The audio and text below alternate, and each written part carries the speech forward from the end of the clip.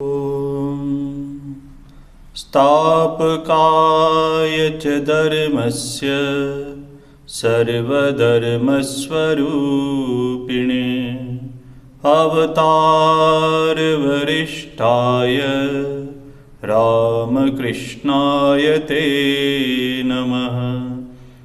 जननीं शारदां देवीं रामकृष्णं जगद्गुरुं पादपद्मे तयो श्रित्वा प्रणमामि मुहुर्मुहुः। नमस्ते यतिराजाय विवेकानन्दसूरये सच्चित्सुखस्वरूपाय स्वामिने तापहारिणे।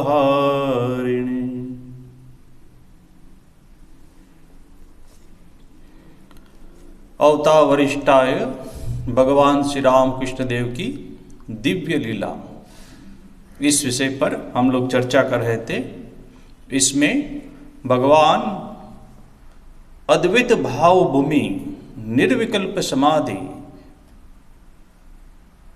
में प्रतिष्ठित होने के बाद श्री श्री तोतापुरी जी से वेदांत साधना करने के उपरांत उस भाव में प्रतिष्ठित, अद्वैत भाव भूमि में प्रतिष्ठित होने के बाद बहुत महीनों तक, 6 महीने तक उनको कष्ट हुआ था, शरीर अस्वस्थ हुआ था। उसके बाद भगवान श्री राम कृष्ण देव कुछ स्वस्थ हुए थे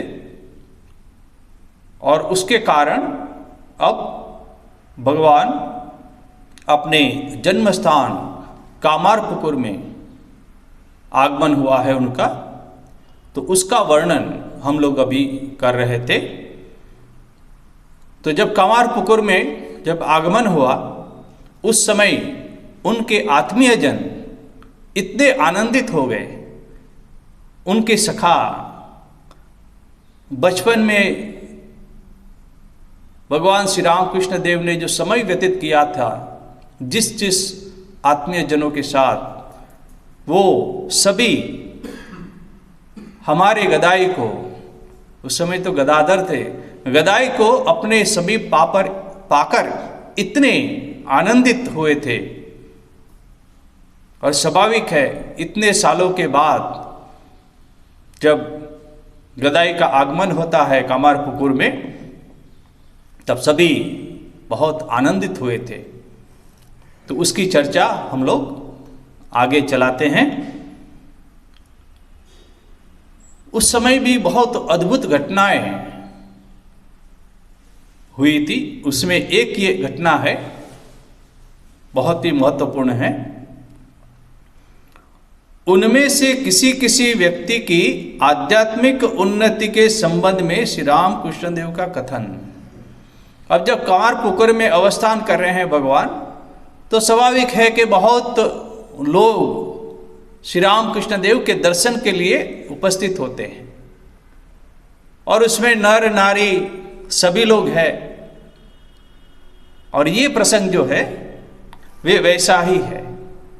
सभी उपस्थित हुए हैं श्री राम कृष्ण देव को देखने के लिए।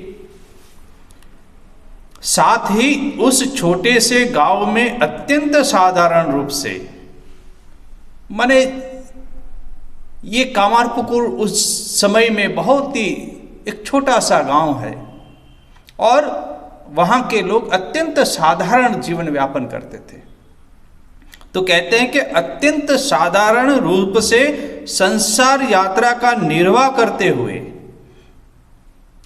कैसे लोग अत्यंत साधारण, और उसमें भी ये घटना से हम लोग को पता लगता है कि उनकी आध्यात्मिक उन्नति कितनी हुई है। ये बहुत महत्वपूर्ण है। कोई साधक साधिका नहीं है, अत्यंत साधारण रूप से, और दूसरा भी है, इसका मतलब अत्यंत असाधारण भी है। ये सब बातें, एक तो साधारण है जीवन व्यापन, मगर उनका जो आंतरिक जो जीवन है वो अत्यंत असाधारण है। तो यहाँ ये भी कहते हैं कि अत्यंत असाधारण रूप से संसार यात्रा का निर्वाह करते हुए किसी किसी को धर्म जीवन में आशातीत रूप से अग्रसर होते देख उसे ईश्वर की अचिंत्य महिमा समझकर वे मुग्ध हुए थे।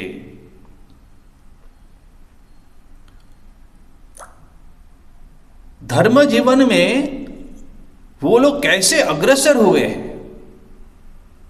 वो देख के आश्चर्यचकित हुए थे। इस संबंध में एक घटना का बारंबार वे हमसे उल्लेख किया करते थे। कौन? भगवान श्री रामकृष्ण देव। एक घटना जो हुई थी कामारपुकुर में, तो परम पूजनीय श्रीमद स्वामी शारदानंद जी महाराज कह रहे हैं कि हम जब श्री रामकृष्ण देव के साथ थे तब ये घटना हम लोग को बारंबार वो कहते थे। तो ये घटना क्या है?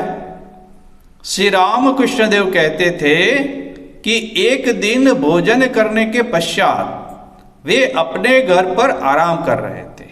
कहाँ? कामारपुकुर में। भोजन कर लिया, स्वाभाविक है, और अब आराम का समय है। अब आराम का समय है मगर गदाई आया है, सब बहुत आनंदित है, तो सब लोग एकत्र होते।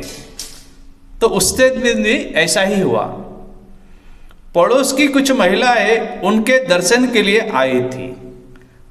समय तो है आराम का, मगर गदाई का देखने की जो लालसा है, वो जो आकर्षण है, पहले हम उसकी चर्चा कर चुके हैं कि गदाई के पास, श्री रामकृष्ण देव के पास जो भी आता था तो उनसे विरह, उनसे दूर जाना वो बहुत कष्टकर था। वो नहीं जा पाते थे, और यदि चले भी गए समयवश तो बार बार फिर वहां आने की उनको इच्छा होती थी। वो जो आकर्षण श्री रामकृष्ण देव का, इसलिए आसपास की जो महिलाएं हैं वो उसी आकर्षण के बल वो वहां आई हुई थी। पड़ोस की कुछ महिलाएं उनके दर्शन के लिए आई थी तथा उनके समीप बैठकर उनसे धर्म संबंधी बातें कर रही थी। ठाकुर भी बैठे हैं और धर्म संबंधी कुछ भी बातें चल रही हैं, और सामान्य महिलाएं जो हैं वो। उस समय सहसा उन्हें भावावेश हुआ। किसको? श्री रामकृष्ण देव को। हम लोग पहले इसकी भी चर्चा कर गए हैं कि मुहुर मुहुर उनका जो मन है श्री रामकृष्ण देव का, वो अद्वैत भावभूमि में विचरण करता है। सहसा, ऐसा नहीं कि उनकी इच्छा से। ऐसी लोग ने हमने घटना देखी है कि अचानक कोई घास पे चल रहा है तो श्री रामकृष्ण देव को लगा कि उसके छाती के ऊपर से कोई चल रहा है। दो मल्लाह कहाँ झगड़ रहे हैं, किसी ने इसको मारा तो उसका निशान भगवान श्री रामकृष्ण देव के पीठ के ऊपर हुआ। तो सहसा ये अद्वैत भावभूमि का उस अवस्था में जाना उस श्री रामकृष्ण देव के लिए सहज था। और अभी भी भोजन कर चुके हैं, आराम का समय है, महिलाएं आई हैं, उस समय में वो अचानक सहसा उन्हें भावावेश हुआ। कोई समय का कोई बंधन नहीं है कि सुबह का समय है, संध्या का समय है, आरती हो रही है, उस समय भावावेश हुआ, पूजन के समय भावावेश हुआ, भोजन करने के बाद विश्राम के समय में भावावेश में चले गए। ये भी बहुत महत्वपूर्ण बात है। और अनायास, सहसा, और वे यह अनुभव करने लगे। कौन? भगवान श्री रामकृष्ण देव। वो अनुभव करने लगे कि मानो मीन रूप धारण कर अत्यंत आनंद पूर्वक, मीन मछली, मीन रूप धारण कर और आनंद पूर्वक सच्चिदानंद सागर में कभी वे डूब रहे हैं और कभी ऊपर को उछल रहे हैं। अब कल्पना कीजिए, एक विशाल समुद्र है, उसमें कोई विशाल एक मीन है, मछली है, वो अनंत सागर में, वो कभी सागर के अंदर गहरे पानी में जा रही हैं और आनंद से फिर वो उछल रही है आकाश की ओर। और फिर उछल के फिर नीचे समुद्र के गर्भ में जा रही है। वो जो आनंद का विचरण है, या आप कल्पना कीजिए कि विशाल समुद्र, उसमें कोई मीन,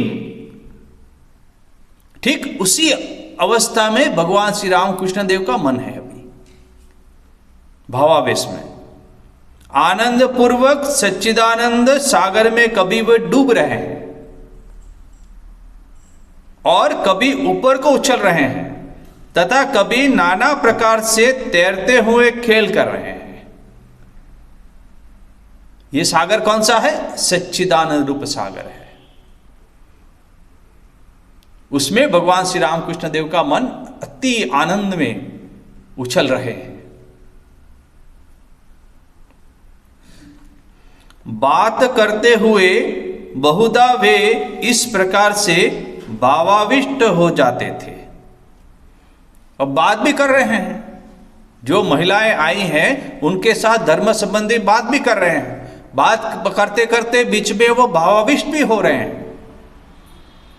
और भावाविष्ट कैसे हो रहे हैं? बोले सच्चिदानंद सागर में जैसे मीन खेल रही है।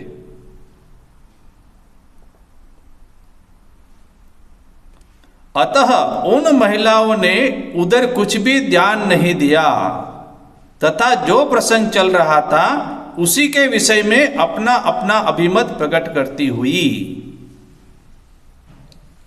अब जो महिलाएं थी तो उन्होंने उस तरफ ध्यान नहीं दिया श्री रामकृष्ण देव, क्योंकि वो भावाविष्ट हुए हैं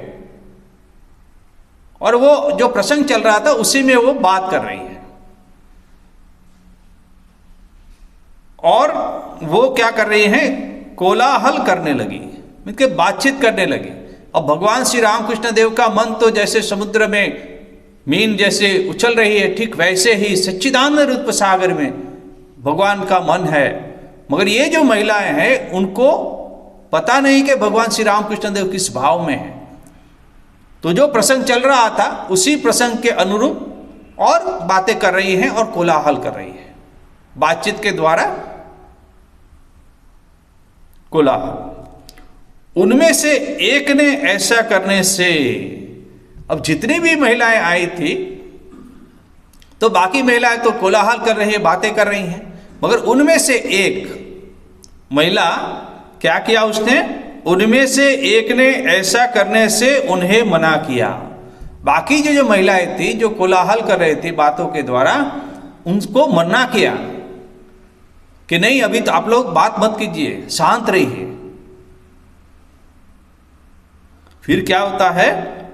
मना किया तथा जब तक श्री राम कृष्ण देव का भावावेश भंग न हो। उस महिला को पता लग गया कि श्री राम कृष्ण देव भावावेश में है, इसलिए अभी उनको खलेल पहुंचाना ठीक नहीं। उसके मन की जो अवस्था है वो उच्च अवस्था है।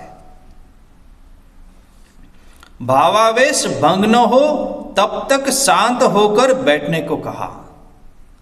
कोई एक महिला ने बाकी महिला को कहा कि अभी शांत रहिए, अभी बातें मत कीजिए। उन्होंने कहा, मीन्स के वो महिला ने कहा, वे मीन्स श्री राम कृष्ण देव, वे इस समय मीन रूप से सच्चिदानंद सागर में तैर रहे हैं। देखिए आश्चर्य की बात कि पहले जो हमने अध्ययन किया कि सच्चिदानंद सागर में जैसे तैर रहे हैं, वो जो भाव है वो इतनी सारी महिलाओं में से किसी एक महिला को वो पता लग गया कि भगवान अभी वो सच्चिदानंद सागर में मीन रूप से तैर रहे हैं, खेलकूद कर रहे हैं, कभी ऊपर जा रहे हैं, कभी अंदर जा रहे हैं। मीन रूप से सच्चिदानंद सागर में तैर रहे हैं, अतः शोर मचाने से उनके उस आनंद में बाधा पहुंचेगी। ये कहा बाकी सबको कि शोर मत कीजिए, आवाज मत कीजिए। वो जो आनंद में है, सच्चिदानंद सागर में जो आनंद जिसको लाभ हो रहा है भगवान श्री राम कृष्ण देव को भावावस्था में, बोले अभी आप बात मत कीजिए, चुप रहिए।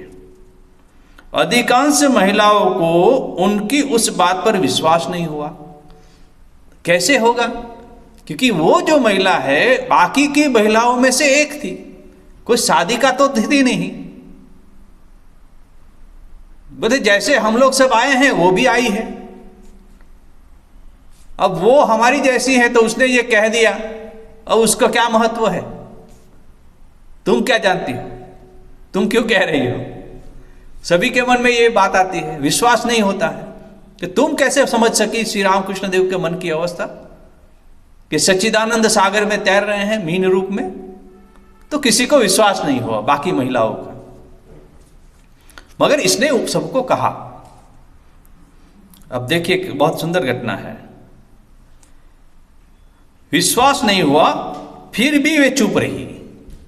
अब कह दिया, हमारी जो सहेली है, हमारे साथ में जो महिला आई तो कह तो दिया कि चुप रहिए, विश्वास नहीं हुआ फिर भी वो चुप रही। अच्छा ठीक है, तुम कहती हो तो हम चुप रहेंगे, क्योंकि वो भी तो देख रहे हैं कि श्री रामकृष्ण देव भाव में मस्त है, मगर किस भाव में मस्त है उनको पता नहीं, चुप है, भाव में मस्त है। तो ठीक है, चुप हो गई वो लोग। श्री रामकृष्ण देव का भावावेश भंग होने पर और कुछ समय के काल के समय के बाद उनका भावावेश भंग हुआ, सामान्य स्थिति में श्री रामकृष्ण देव का मन आया। भावावेश भंग होने पर जब इस संबंध में उनसे पूछा गया तब वे बोले, कौन? श्री रामकृष्ण देव। तब वे बोले, इन महिला का कहना सत्य है। तो पूछे तो बोले हाँ, ये जो उसने कहा ना कि सच्चिदानंद सागर में मीन रूप में वो तैर रहे हैं, बोले ये जो महिला कहा वो सत्य है। आश्चर्य है, श्री रामकृष्ण देव फिर कहते हैं आश्चर्य है, इन्हें इस बात का पता कैसे चला? तो ये सामान्य कामारपुकुर जो एक गांव है, एक छोटा सा गांव है, उसमें संसार यात्रा व्यापन करने वाले जो भक्त हैं श्री रामकृष्ण देव के, जो महिलाएं हैं, उनमें भी आध्यात्मिक उन्नति हुई है। ये जान के श्री रामकृष्ण देव को बहुत आश्चर्य हुआ कि मेरी मन की अवस्था ये महिला को कैसे पता लगा कि मैं मेन रूप से सच्चिदानंद सागर में तैर रहा हूं, आनंद में विह्वल हो रहा हूं। इसलिए बाह्य रूप से तो पता नहीं लगता है, कोई साधक साधिका है नहीं, मगर अच्छे कर्मों के द्वारा चित्त शुद्धि जब होती है तब अपने आप अंदर में जो आत्मा है, जो सच्चिदानंद है, वो प्रकट होता है। निष्काम कर्म करते करते करते संसार में भी मनुष्य का मन जब चित्त शुद्ध होता है तो ऐसी अलौकिक शक्तियां अपने आप जागृत होती है, वो मनुष्य को पता भी नहीं लगता है। इसलिए कर्मयोग का भी उद्देश्य यही है। संसार में रहो या कोई भी साधना करो, श्रीमद् भगवद गीता का भी मुख्य सार यही है। संसार में रह के भी ऋषि बना जा सकता है। तो यही घटना कामारपुकुर में हुई थी। श्री रामकृष्ण देव को कामारपुकुर निवासियों का नवीन जैसे प्रतीत होने का कारण, अब ये भी बहुत ही महत्वपूर्ण बात है कि बहुत सालों के पश्चात भगवान जब कामारपुकुर में आते हैं तब, और जब कामारपुकुर से गए थे तब, ये दोनों मन के अंदर क्या परिवर्तन हुआ है, क्या ऐसी घटना हुई है जिससे जितने भी लोग हैं वो नवीन रूप से देख रहे हैं। कामारपुकुर के नर नारियों का नित्य प्रति जीवन उस समय श्री रामकृष्ण देव के लिए अधिकांत रूप से नवीन जैसा प्रतीत होने लगा था। अब जहां जन्म हुआ श्री रामकृष्ण देव, कितने सालों से उस गांव में रहे, उसके बाद दक्षिणेश्वर आए, और फिर वापस जब दक्षिणेश्वर आए तो जितने भी उनके आत्मीय जन है, उनका जो जीवन है वो देख के श्री राम कृष्ण देव को बोल रहे हैं कि अधिकांत रूप से नवीन जैसा प्रतीत होने लगा था। उसका कारण क्या है? वो कारण भी बहुत महत्वपूर्ण है। यह बात स्पष्ट है कि नवीन जैसा लग रहा था। बहुत दिनों के बाद विदेश से लौटने वाले व्यक्ति, अब इनका एक उदाहरण भी दे रहे हैं कि कैसे कि बहुत दिनों के बाद कोई विदेश में गए हैं और विदेश से लौटने वाले व्यक्ति को स्वदेश का प्रत्येक व्यक्ति तथा विषय जिस प्रकार नवीन दिखाई देता है, अपना स्वदेश छोड़ के कोई विदेश जाते हैं, बहुत सालों वहां रहते हैं, उसका जो कल्चर है, वहां के जो संस्कार है,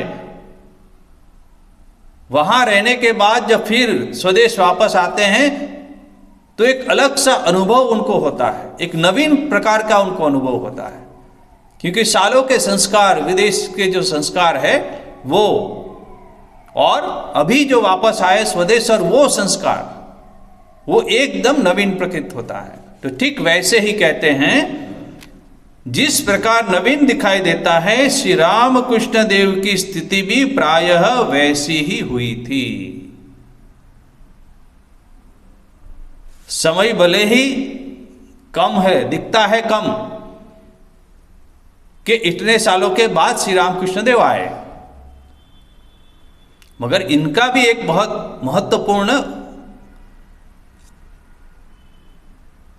एक नियम है, और वो अभी इस परम पूजनीय श्रीमद् शारदानंद जी महाराज यहां बता रहे हैं कि क्यों नवीन प्रतीत हो रहा है।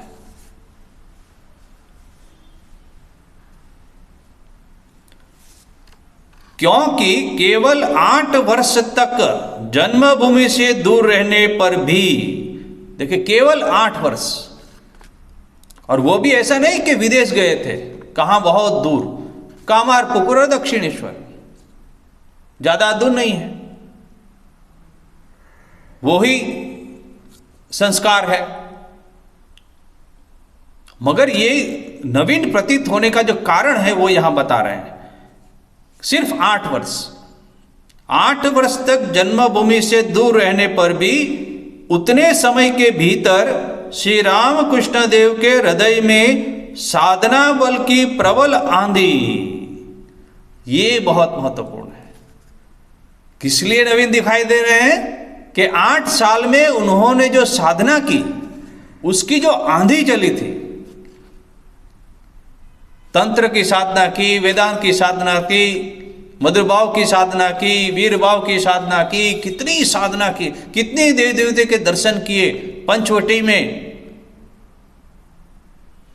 तो ये जो आंधी चली थी उनके जीवन में साधन काल में, तो ये है साधना की प्रबल आंधी प्रवाहित होकर उसने उनके हृदय को आमूल परिवर्तित कर दिया था। ये जो आंधी आई थी साधना की,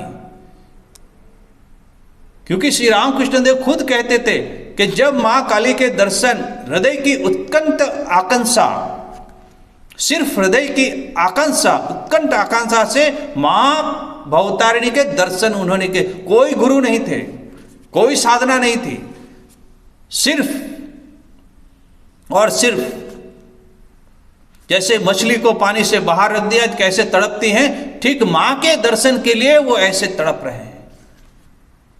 कभी जमीन में अपना गाल रगड़ रहे हैं, खून निकल आ रहा है, कब सूर्योदय हुआ कब सूर्यास्त हो गया पता नहीं, कब खाना है कब सोना है कुछ पता नहीं, ऐसी मन की अवस्था।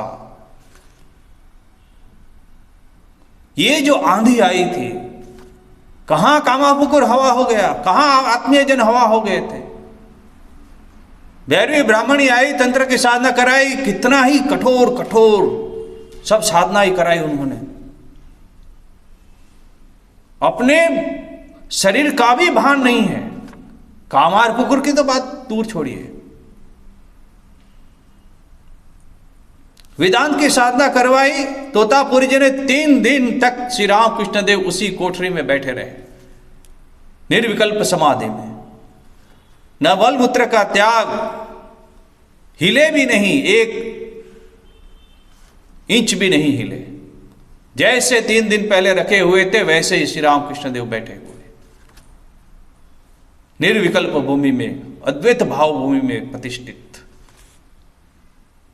ये जो आंधी आई थी श्री रामकृष्ण देव के जीवन में, ये श्री रामकृष्ण देव के जीवन का सबसे महत्वपूर्ण पीरियड है, समय है, साधना काल उनका।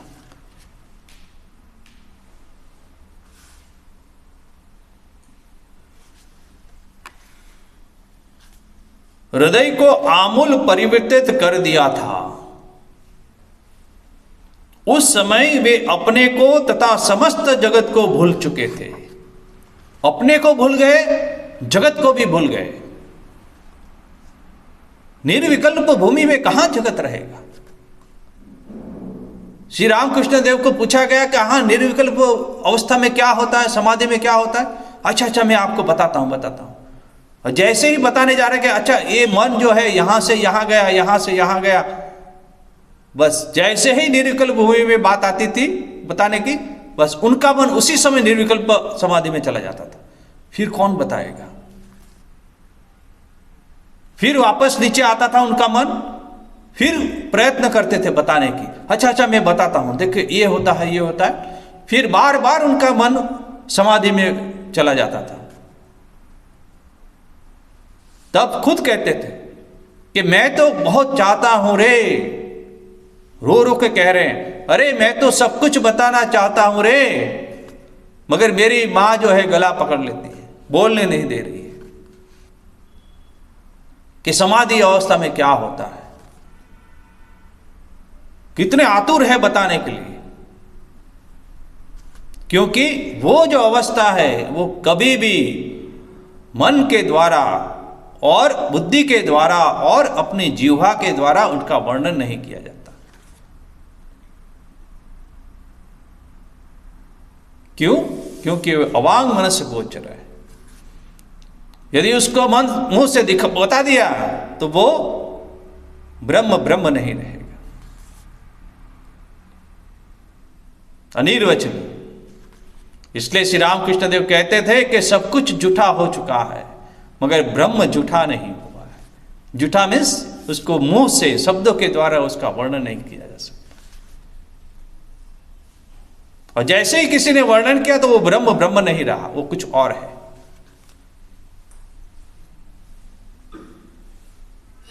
यदि किसी ने कह दिया कि मैंने इस समाधि अवस्था में ये देखा, तो कुछ और देखा, वो हो ही नहीं सकता। इसलिए अनंत को शांत के द्वारा कभी भी नहीं जाना जा सकता। यदि शांत के द्वारा जाना तो अनंत अनंत नहीं रहा, वो फिर इंद्रियों के द्वारा अनुभवित कोई एक चीज है, उसका वर्णन आप कर रहे हैं। और ब्रह्म है वो इंद्रियातीत है, इंद्रियों के द्वारा कभी भी उसका वर्णन नहीं किया जा सकता। और यदि किसी ने किया ऐसा कहे तो वो ब्रह्म नहीं है, वो कुछ और चीज है।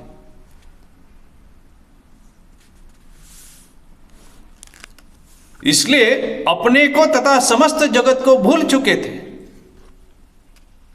तो स्वाभाविक है। नहीं भूल के तो निर्विकल्प समाधि लाभ ही नहीं होती है। इंद्रियों के द्वारा तो वो प्राप्य है ही नहीं,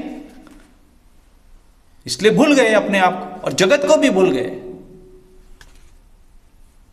तथा दूर से भी अत्यंत दूर, देश काल की सीमा से बाहर जाकर, क्यों? क्योंकि देश काल और निमित्त उसमें जब तक मन है तब तक तो ब्रह्मानुभूति होती ही नहीं। उसके परे जाने के बाद ही ब्रह्मानुभूति होती है। जैसे एक कमरे में अंधेरा है, आपने जैसे ही लाइट चालू की तो वो कौन सी क्षण है जिस क्षण में प्रकाश हुआ? अंधेरा और उजाला एक साथ में तो रहता ही नहीं, और वही क्षण है जब ये उजाला हुआ और अंधेरा चला गया। अंधेरे को कैसे हटाओगे? अंधेरा कभी हटने वाला नहीं है। उसका एकमात्र उपाय है प्रकाश को लाओ।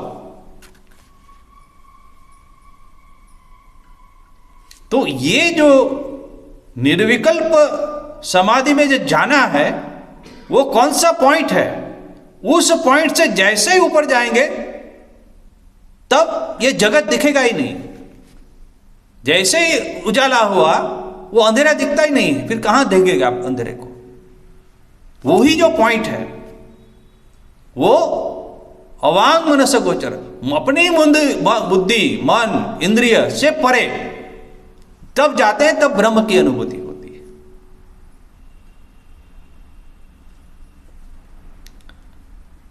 इसलिए बाहर जाकर, देश काल की सीमा से बाहर जाकर, यदि देश काल सीमित में रहे तो हो ही नहीं, असंभव है।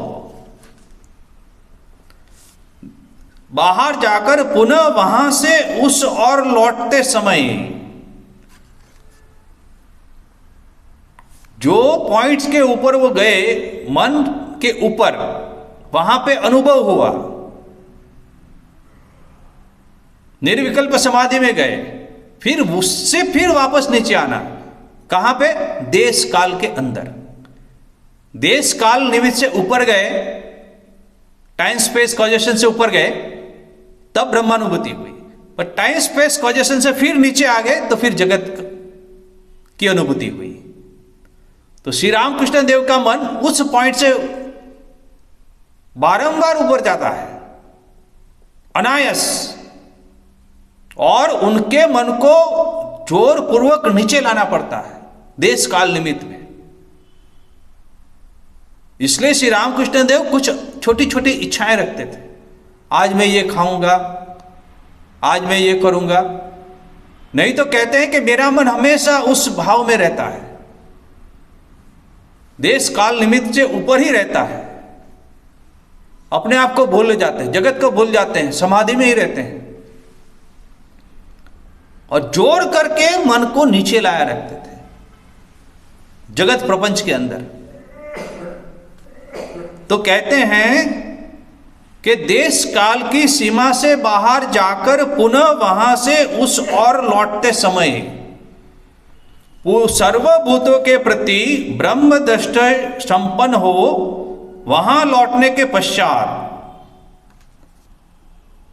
देखिए अनुभव हुआ, उनको ब्रह्मानुभूति हुई। मगर वहां से जब लौट के जब नीचे आए देश काल निमित्त में, तब जो जगत दिख रहा है, जो आत्मीय जन दिख रहे हैं, उसमें ब्रह्म दृष्टि संपन्न, सभी में वही ब्रह्म है, सभी में वही चैतन्य है। ये जो अनुभूति सर्वभूतों के प्रति ब्रह्म दृष्टि संपन्न हो, वहां लौटने के पश्चात उन्होंने समस्त व्यक्तियों और विषयों को अपूर्व नवीन रूप से अवलोकन किया था। देखिए ये बहुत ही महत्वपूर्ण बात है। जब कामारपुकुर से गए थे तब गदाई थे,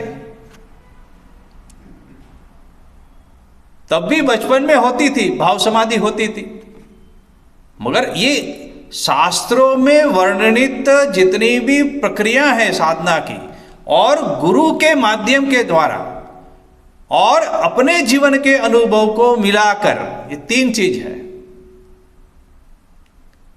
और जो साधना उन्होंने की, और वो साधना करने के बाद जो परिणाम की प्राप्ति की, उन्होंने अनुभूति की, तब उनका मन शांत हुआ था। पहले मां का दर्शन कर लिया था हृदय की उत्कंठ व्याकुंठता से, मगर फिर शास्त्रों में वर्णित और गुरु के माध्यम से और अपने जीवन के अनुभव को वो मिला रहे हैं, तब श्री रामकृष्ण देव का मन शांत हुआ था। इसलिए जब वहां से जब वापस आए निर्विकल्प भूमि से, तब उनको कह रहे हैं कि व्यक्तियों तथा विषयों को अपूर्व नवीन रूप से अवलोकन किया था। क्यों नवीन? क्योंकि जो उन्होंने अनुभूति की निर्विकल्प भाव भूमि में, और जो ब्रह्म को उन्होंने अनुभूति की, वही ब्रह्म, वही आत्मा, वही चैतन्य अभी सभी के हृदय में विराजमान है। सिर्फ मनुष्य नहीं, घास में भी, पशु में भी, पेड़ पशु सभी में वही जो चैतन्य है वो विराजित है। ये उनको अनुभव हुआ। और जब फिर वापस जब कामारपुकुर जा रहे हैं साधना करने के पश्चात, तब उनका मन में अत्यंत परिवर्तन हो चुका था। वो पहले के गदाई गदाई अभी नहीं रहे थे, उनका मन अत्यंत परिवर्तन हुआ था। इसलिए कह रहे हैं कि कामारपुकुर के जितने भी आत्मीय सज्जन हैं और वस्तु को भी, देखिए क्या, समस्त व्यक्तियों तथा विषयों को, जितने भी विषय है उसमें भी उनको ब्रह्म दृष्टि संपन्न शब्द है, ब्रह्म दृष्टि उनमें हो गई थी। इसलिए नवीन दिख रहा है श्री रामकृष्ण देव को। चिंता श्रेणियों की परंपरा से ही हमें काल की अनुभूति, देखिए ये भी बहुत महत्वपूर्ण बात है। चिंता श्रेणियों की परंपरा माने जो हमारे जो विचार है, वो विचार एक के बाद जो बदलते जाते हैं, वो जो श्रेणी है, चेन है एक, किसकी बोले, थॉट्स की। हमारे विचारों की जो ये साकड़ है, चिंता श्रेणियों की परंपरा एक के बाद एक जुड़ी रहती है। परंपरा से ही हमें काल की अनुभूति तथा उसकी दीर्घता, स्वल्पता आदि की उपलब्धि होती रहती है। काल में समय, उस समय किसके ऊपर आधार रखता है, बोले मन के ऊपर। मन के ऊपर ये काल जो है वो दीर्घता माने वो काल कितना लंबा है, समय कितना लंबा है, और स्वल्पता वो कितना छोटा है, समय कितना छोटा है, आदि की उपलब्धि होती रहती है। तो मन के ऊपर वो समय निर्भर करता है। अब एक उदाहरण लीजिए कि आप कोई एक पुस्तकालय में गए, पुस्तकालय में जाके कोई एक आपकी मनपसंद की पुस्तक लेके आप उसका अध्ययन कर रहे हैं, और उस पुस्तक को पढ़ने में आप इतने मशगूल हो गए हैं और पूरी पुस्तक पढ़ डाली। उस समय जो काल व्यतीत होता है, उसका अनुभव आपको नहीं होता है। 3 घंटा यदि आपने पुस्तक पढ़ी है और पढ़ते ही जा रहे और इतना आनंद आ रहा है क्योंकि आपकी मनपसंद का विषय है वो, और तब देखेंगे अरे 3 घंटा बीत गया। तो ये जो अरे 3 घंटा बीत गया, ये जो उद्गार निकला मन से, अपने मुंह से, वो काल जो 3 घंटा कब खत्म हुआ मन को पता नहीं लगा, ऐसे ही पास हो गया वो काल। तो वो जो काल है उस मनुष्य के लिए वो छोटा हो गया, वो स्वल्प हो गया। और कोई ऐसा कार्य हम कर रहे हैं जो कार्य हमारे मनपसंद का नहीं है, तो वो छोटा कार्य रहने से भी हम लोगों को लगता है कि बहुत टाइम लग गया। कोई ऐसी किताब हम पढ़ रहे हैं, पुस्तक, या कोई ऐसा कार्य कर रहे हैं, तो 2 पढ़ने में हमको लगता है करे, बार बार हम लोग घड़ी में देखते हैं कितना टाइम हुआ, कितना टाइम। तो ऐसी बहुत सारी जीवन में घटनाएं होती हैं जो समय जो है वो हमारे मन के ऊपर आधारित है, कितना समय हम पास करते हैं। जैसे निद्रा अवस्था, जैसे व्यक्ति पूरे दिन श्रम करके थक जाता है और जैसे ही रात्रि आती है तो जैसे बिस्तर में जाता है तुरंत वो निद्रावश हो जाता है, और कब सुबह होती है उसको पता नहीं लगता है। और कई बार तो ऐसा होता है कि जिस तरफ हम सोए हुए हैं, जिस साइड में, ठीक वैसे ही उठते हैं, करवट भी नहीं बदलते हैं, क्योंकि मन इतना थक गया था और उस मन को और शरीर को दोनों को आराम की आवश्यकता थी, और जो 6, 7, 8 घंटा जितना भी समय था, 6 घंटा कहाँ बीत गया पता नहीं लगता है। और जब शरीर में यदि कोई रोग है, दांत में यदि रोग है, दांत दुख रहा है, फिर रात्रि में किसी को नींद नहीं आती, बार बार घड़ी में देखते हैं, अभी 12 बजे, 1 बजे, 2 बजे, कब सुबह होगी। वो समय जो है वो दीर्घ होता जाता है। वो किसके ऊपर है? बोले मन के ऊपर। आपका मन जैसा है ठीक वैसा ही वो समय आपको ऐसा अनुभव होता है कि समय दीर्घ हुआ या समय स्वल्प हुआ। तो श्री रामकृष्ण देव के मन के ऊपर जो ये आंधी चली थी, साधना की आंधी, वो आंधी के चलते कितनी ही चिंता श्रेणी हो, भैरवी ब्राह्मणी ने साधना करवाई, तोतापुरी जय उन्होंने साधना करवाई, अपने आप उन्होंने कितनी ही साधना की। ये जो आंधी चली थी, इतने सारे विचार, ये जो आंधी के चलते श्री रामकृष्ण देव के अंदर जो मन में जो समय है वो कभी दीर्घ होता था, कभी स्वल्प होता था। उसकी अनुभूति श्री रामकृष्ण देव के मन से ऊपर से वो आंधी चली थी।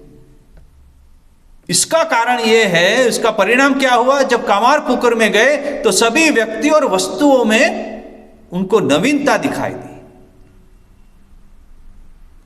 पूरा मन परिवर्तित हो चुका था।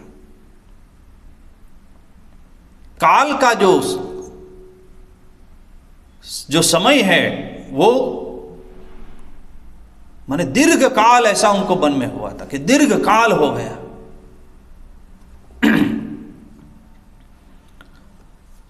ये बहुत ही महत्वपूर्ण, ये साइंस का ये विषय है और शास्त्रों में भी यही कहा गया है।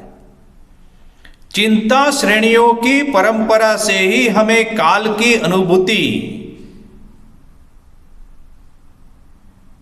अनुभूति इसलिए हो रही कि हमारे मन में चिंताएं चलती है। इसलिए हम जब मेडिटेशन करते हैं, ध्यान करते हैं, उस समय जब हमारा ध्यान ठीक से नहीं होता है, तब हमारे मन में विभिन्न प्रकार की चिंताएं, विचार, जैसे बहुत बड़ा तालाब है, उसमें जो तरंगे उठती हैं, तो हमारा मन भी एक तालाब जैसा है। उस तालाब में तरंग रूपी जो विचारें उत्पन्न होते रहते हैं। इसलिए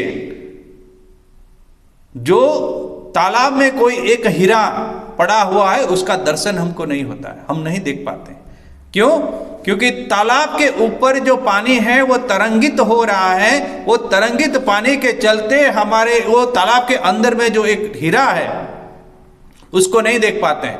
मगर उसी तालाब का जो पानी जब शांत होता है, तरंग विहीन होता है, कोई तरंग नहीं, तब वो शुद्ध जल के अंदर जो नीचे में जो हीरा है वो दिख पड़ा। ठीक वैसे ही हमारा मन जो है वो एक तालाब जैसा है। उसके अंदर जितने भी तरंगे उठ रही हैं, वो तरंगे को कम करना ही ध्यान का उद्देश्य है।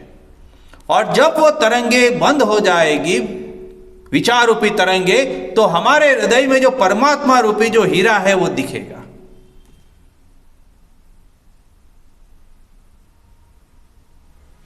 योग चित्त वृत्ति निरोध, चित्त में उतरने वाली जो वृत्ति है उसको कम करना, निरोध करना, उसी का नाम है योग। तो ध्यान के समय जब मन तरंग विहीन होगा, ये जो बोला है ना, चिंता श्रेणियों विहीन होगा, तब वो जो परमात्मा रूपी जो है वो दिखेगा, शांत होगा। तब फिर क्या होगा? जब तक मन वो चिंता श्रेणियों से गुजर रहा है, तब तक काल का अनुभव होता है कि मैंने 10 मिनट तक ध्यान किया, 20 मिनट तक ध्यान किया, 1 घंटे तक ध्यान किया। और जब 2 घंटे तक ध्यान करेंगे या उससे भी अधिक समय या कम समय तक, तब आपका मन ये चिंता श्रेणियों से विमुक्त होगा, चिंताएं कम होगी, ये तरंगे उठना बंद होगी। तब देखेंगे कि आपका मन गहरे ध्यान में मग्न हो गया है।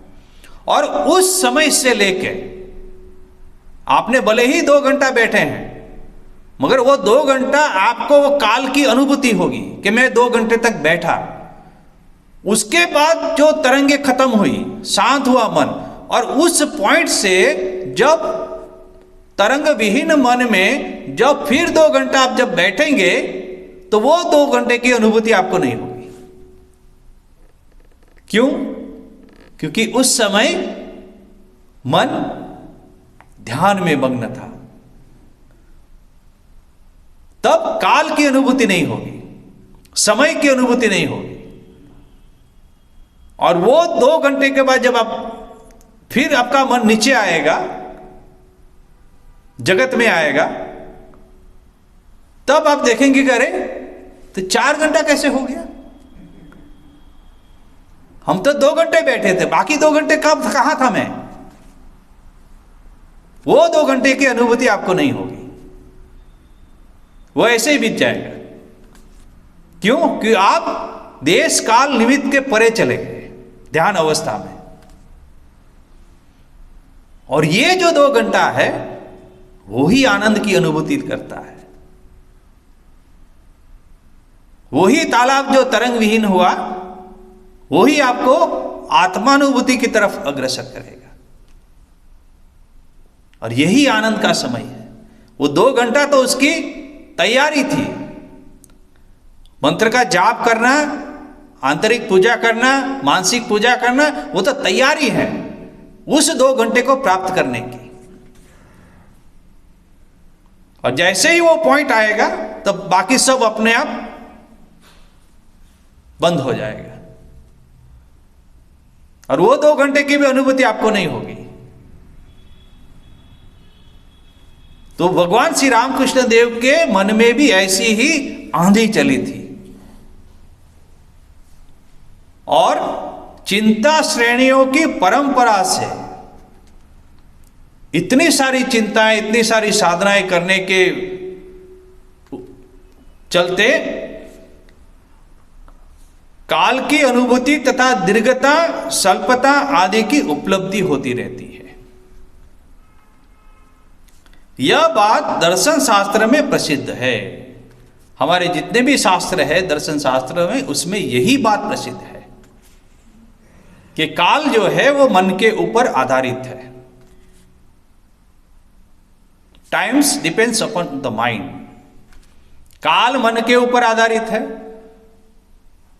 और कॉजेशन निमित्त जो है वो भी काल और मन के ऊपर आधारित है। तीनों जो है एक दूसरे के ऊपर आधारित है, पूरक है।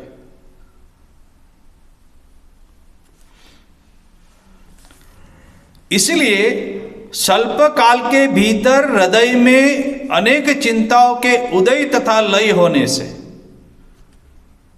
स्वल्प काल में, थोड़े ही समय में, स्वल्प काल के भीतर हृदय में अनेक चिंताओं के उदय तथा लय होने। कितनी ही चिंता उदय हुई। जब ध्यान करते हैं तो ऐसी ऐसी चिंताएं आती हैं जिसको हमने कभी अपने जीवन में सोचा ही नहीं हो। ऐसे ऐसे विचार आते हैं, और ऐसी ऐसी बातें अनुभव भी होती हैं मन के द्वारा। जैसे स्वप्न में, जब हम निद्रावस्थ होते हैं तो स्वप्न में भी ऐसी बहुत सारी बातें आती हैं जो कभी हमने जीवन में अनुभव नहीं की हो, कभी देखे नहीं हो। ऐसे अपने स्थान पे हम लोग चले जाते हैं, और जब जागृत अवस्था में फिर उसका अनुभूति होती है हम लोग को, करे हमने आज तो ऐसा सपना देता।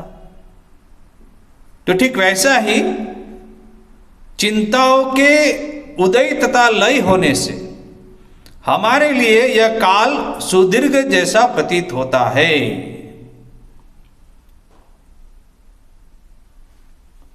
काल सुदीर्घ माने बहुत लंबा काल, क्योंकि मन वो चिंताओं के साथ लगा हुआ है, चिंता विहीन नहीं हुआ है। ध्यान में वो चिंता विहीन होता है, कोई थॉट्स नहीं रहते, कोई विचार नहीं रहते, इसलिए उस काल का कभी अनुभव नहीं होता है। बस जैसे ही नीचे आएंगे उस धरा से, फिर वो समय का पता लगता है।